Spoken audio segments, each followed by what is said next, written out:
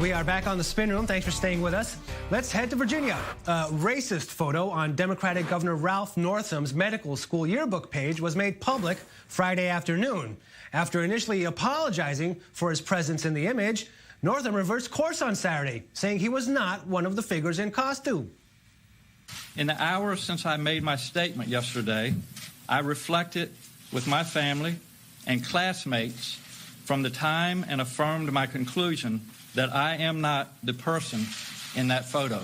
My belief that I did not wear that costume or attend that party stems in part from my clear memory of other mistakes I made in this same period of my life.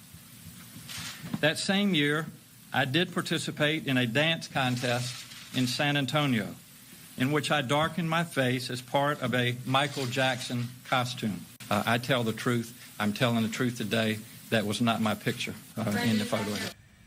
And that admission about the Michael Jackson costume didn't make things any better. By the end of that day, nearly the entire 2020 Democratic field had called on him to resign.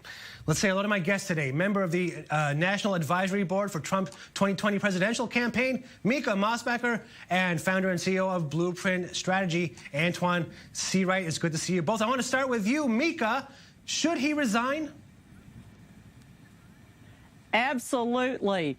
That apology did not ring true. It was rather hollow.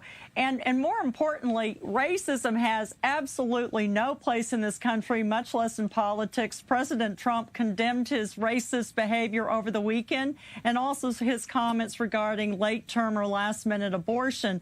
I agree with Derek Johnson, who is the NAACP president, when he said that it would have been so much better had Governor Northam come out much earlier, years ago, and stated that he was aware of some behavior that was absolutely reprehensible when he was young and that he regretted it. He would be in so much a better place. And you know, Democrats are, especially in Virginia, have been trending purple. So the state is leaning more and more toward a blue state versus a red state.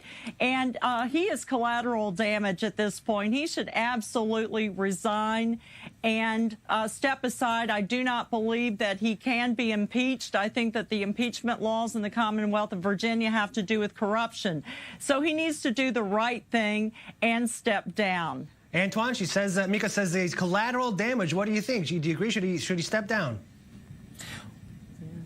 So a couple of things. One, I do think the governor should resign so that we can chart a new path forward and start a healing process. The other thing I would tell you is that racism does not relegate it to one party, and I think this is pretty evidently true, and racism is not partisan. The same way I feel about the governor of Virginia, the same way I feel about Steve King in Iowa. The difference is you had Democrats united in one regard, calling for his resignation, which on the other side with Republicans, they want to cuddle and play footsie with this idea of racism and do not want to call out their own, but they're quick to jump on the train to call out one of ours. I think that if we're going to call balls and strikes, I think we have to call it both ways. Mica, is there a difference between how Steve King... Well, there's two things. First of all, we often forget that the 13th Amendment abolishing slavery occurred under a Republican president, Abraham Lincoln. So the GOP that's a mixed bag of history that you all continue to go back to. Secondly, that's a more complicated and a mixed bag of history that you guys love to pivot to. Mica, go ahead.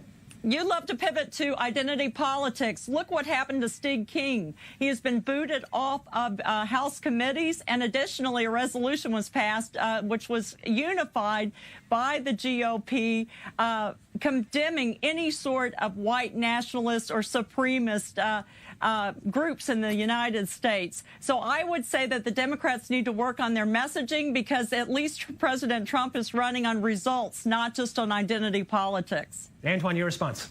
Wait. You can't say that. You can't say that. Number one, you all could have called for his resignation, number one. Number two, we definitely do not want to bring President Trump into this conversation because he does not have a good track record of not saying racial things, i.e. rapists and thugs, the birther movement, i.e., some of the things he said, shithole countries that he talked about in the White House. He does not have a good track record when it comes to just saying things. So I don't think we want to bring him into the conversation other than he can be a unifying voice going forward and kind of really bringing this country back together. And I think he plays a major role in that. And don't forget about Charlottesville, in which he talked about there were two sides. I won't ever forget that. Okay, so at least you both agree that the governor does have to step down. Mica, I'm going to have to move on to our next topic. We just have a little time left. How does Donald Trump spend his time? A massive leak of his private schedule to the website Axios answers part of that question. Since November 7th, the day after the midterms, the president has spent almost 300 hours in unstructured, quote, executive time. That's about 60% of each day. And only 77 hours in scheduled meetings covering policy planning, legislative strategy, and more. The first 5 hours of his day are spent watching TV, tweeting, reading papers, and more until his first meeting at 11:30. The concept of executive time was introduced by former Chief of Staff John Kelly, reportedly because the president detests being locked into a regular schedule. And White House Press Secretary Sarah Sanders responded. She's saying, quote, President Trump has a different leadership style than his predecessors, and the results speak for themselves. Mica, doesn't that seem like a lot of off time? Not at all. He didn't become the 259th member of the Forbes 400 list by being a slacker. He is an unconventional leader, and he often spends a lot of time on the phone talking with world leaders and other individuals. He's a good listener. He wants to hear a diversity of opinions. Additionally, he knocked out 17 candidates during the 2016 presidential run. He participated in over 300 rallies alone. He outperformed and outmaneuvered Hillary Clinton, who was actually expected to win. He is absolutely an individual that does not want structure. He is a creative thinker. I understand that. My husband, who was Secretary of Commerce, was very much like him. They both needed very little sleep. And in fact, it is very difficult for reporters and staffers to keep up with President Trump's energy. He's like the Tom Brady of the Super Bowl in politics. Okay, go ahead, Antoine. I see you want to respond to that. Quick. Go ahead. I'm shocked that my dear friend on the right side of this argument is justifying this tomfoolery. At the end of the day, if that was Barack Hussein Obama, you all would be jumping off the cliff about he needs to be impeached or he needs to resign or all these things. Look, you can't justify President Trump's behavior of wasting taxpayers' dollars. The schedule is very, very clear. The good news is you're not denying it, but the results speak for itself. That's why we have not seen a full, robust policy agenda from this White House, and it's because he spent most of his day watching TV, essentially chilling on the job.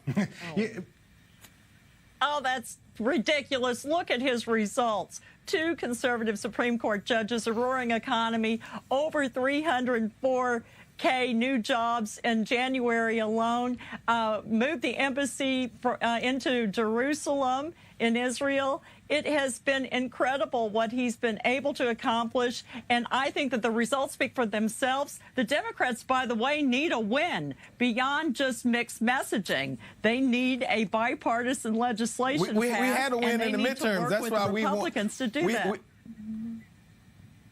We had wins in the midterms. That's why we have the majority in Congress. We've been winning and putting forth a policy agenda that people want. That's why the American people are hungry and thirsty for a real agenda from the Democratic Party, and you're going to get it from this Congress. I'm thankful for the leadership of Speaker Pelosi, but I'm disappointed that this president and this administration has really failed the American people on things they ran on, and that's a policy agenda. And what I do know is that people will reject that at the polls in 2020 as they did in 2018. All right. Okay, Mica Mosbacher and Antoine Seawhite, thank you very much for the structured time you have been spending here with me on today's Spin Room. And when we come back, my one-on-one with Israeli ambassador to the UN, Dani Danon, on the tough job of defending Israel and